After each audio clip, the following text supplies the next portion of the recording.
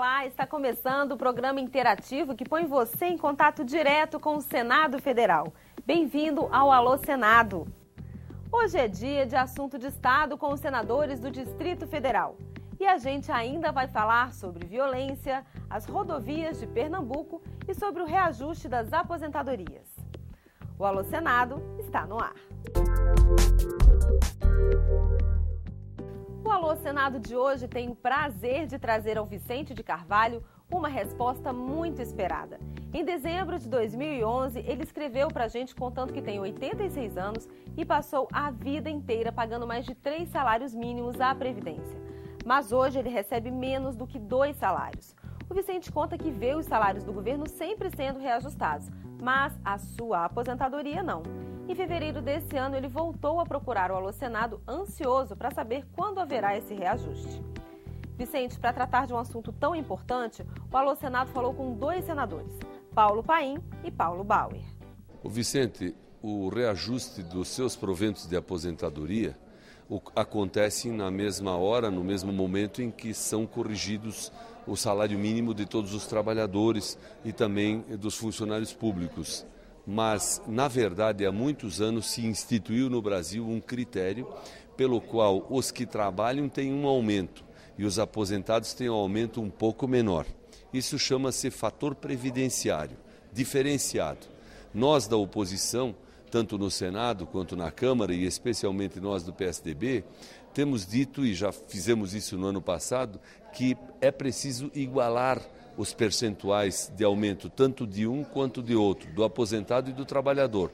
Mas, infelizmente, no ano passado não tivemos êxito, todos os aposentados precisariam ter resgatado essa condição de ter o mesmo aumento dos trabalhadores. Afinal, eles construíram o Brasil, como é o seu caso, e por isso têm direito a uma aposentadoria digna, a uma vida digna, quando já se encontrarem na inatividade.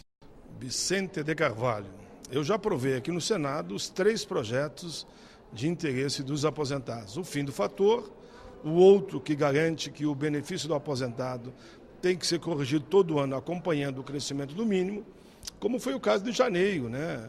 O benefício do aposentado subiu 6,2%, o mínimo subiu 14,6%. Você recebeu menos que a metade.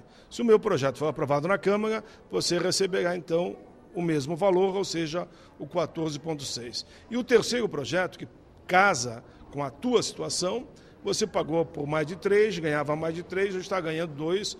Eu diria que ligeirinho vai estar ganhando menos que 2, inclusive, se a política não for mudada. Também aprovei aqui no Senado que o aposentado e pensionista que ganha mais que o salário mínimo terá que voltar a ganhar o número de salários mínimos que ele recebia na época em que se aposentou. A pressão agora, meu amigo, é na Câmara dos Deputados. Olha, eu gostaria de saber o que é que eles têm assim a oferecer na questão de apoio a essa duplicação da BR aqui 232. Olha, os senadores têm no escopo das suas atividades a obrigação de poder trabalhar pelas obras que são estruturantes para o nosso Estado. Eu reconheço que a 232 é uma rodovia tronco de importância fundamental para Pernambuco, não só pela sua força integradora, mas pelo papel que tem na própria circulação de pessoas e de mercadorias, de bens e mercadorias que são produzidos em todas as regiões de Pernambuco. Portanto, é uma obra muito importante. Nós temos sempre promovido gestões com o governo federal. Agora, particularmente, o senador Armando Monteiro defende que há uma outra prioridade que se coloca no momento, que é a duplicação da 423, que faz a ligação do município de São Caetano até Garanhuns. Eu considero que a 232 já chega até São Caetano e que, portanto, agora é fundamental atender prioritariamente um trecho de grande tráfego, que é hoje a rodovia 423, que liga o município de São Caetano a Garanhuns. No dia 5 desse mês foi ao ar o Assunto de Estado, o programa de debate ao vivo da TV Senado, que dessa vez conversou com a bancada do Distrito Federal. E como você já sabe, quem não teve a sua pergunta respondida ao vivo pelos senadores tem uma nova chance aqui na repescagem do Alô Senado. A primeira resposta vai para o Elimar Rodrigues Ribeiro, morador do Novo Gama, em Goiás.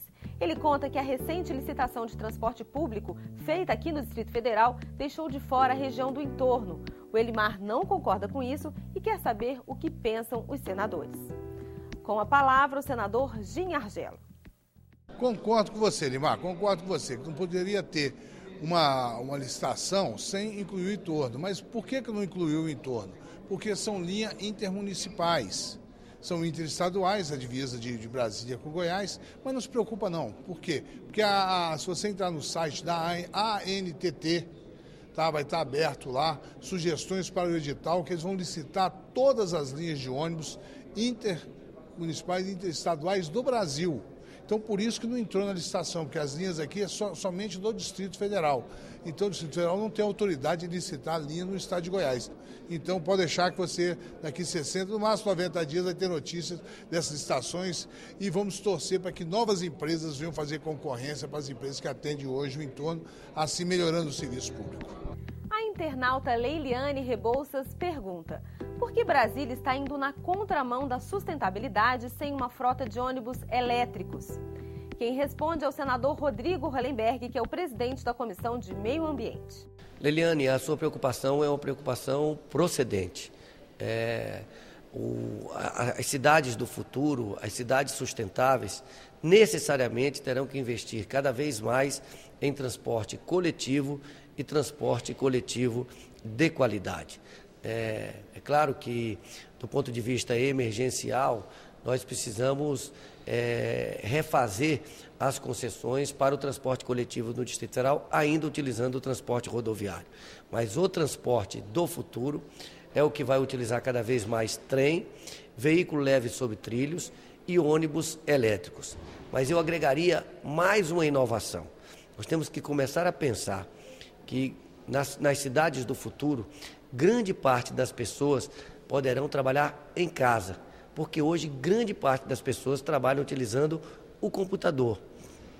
Para isso, nós precisamos fazer que o Distrito Federal seja a primeira unidade da federação com internet e banda larga gratuita em todas as cidades. Isso permitirá que um grande número de pessoas no futuro possa trabalhar em casa. Essa é a cidade do futuro. E a gente encerra o quadro Assunto de Estado com a mensagem da Micheline Holanda, que mora em Águas Claras. Ela diz que a renda per capita do Distrito Federal é a maior do Brasil, mas é muito mal distribuída. De acordo com o IBGE, cerca de 20% do PIB local é gerado pelo entorno e 80% pelo núcleo metropolitano. A Micheline pergunta qual seria a solução capaz de promover o equilíbrio nessa renda. A resposta fica por conta do senador Cristóvão Buarque. Micheline, é educação. Se você for olhar a desigualdade, ela tem a ver com pessoas que se aproveitaram muito, inclusive corruptos e especuladores, que conseguiram fazer uma riqueza na cidade que estava começando.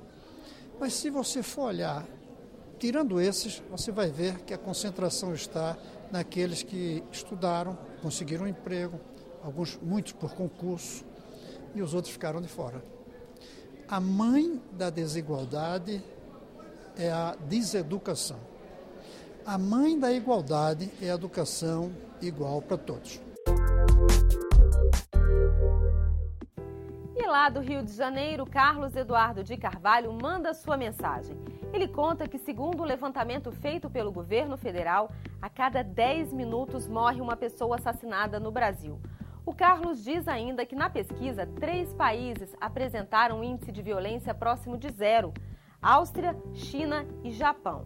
Ele pergunta aos senadores por que não tomar esses países como exemplo e aplicar no Brasil as mesmas políticas de segurança. Carlos Eduardo, o Alô Senado levou a sua pergunta para o senador Vital do Rego. Carlos Eduardo, é uma questão de prioridade. Primeiro que as realidades são diferentes da Áustria, um país muito pequeno, da China, um grande país de dimensões também continentais como o do Brasil, mas que tem um outro sistema de governo, e do Japão, uma ilha também é muito pequena e tanto China quanto Japão já com economias consolidadas. O Brasil está avançando para receber essas mesmas condições econômicas que possa, por exemplo, priorizar a segurança pública. Nós temos assim dívidas muito fortes no campo social. Saúde, educação e segurança pública, algumas delas. Acho que a gente está avançando. Durante esses últimos 10 anos, houve priorização em determinados setores e a segurança pública, bem você sabe, bem reconhece, precisa ser prioridade, como nós devemos tratar os outros assuntos de interesse social. O Alô Senado de hoje vai ficando por aqui. E que tal você fazer parte dos próximos programas? Mande para a gente a sua pergunta ou a sua sugestão. Se quiser ver o seu vídeo exibido aqui no programa, envie o arquivo pelo www.senado.gov.br/alôsenado. A sua mensagem escrita você manda pelo www.senado.gov.br/TV. E por telefone é só ligar para o 0800 61 22 11. A gente se vê na semana que vem. Até lá!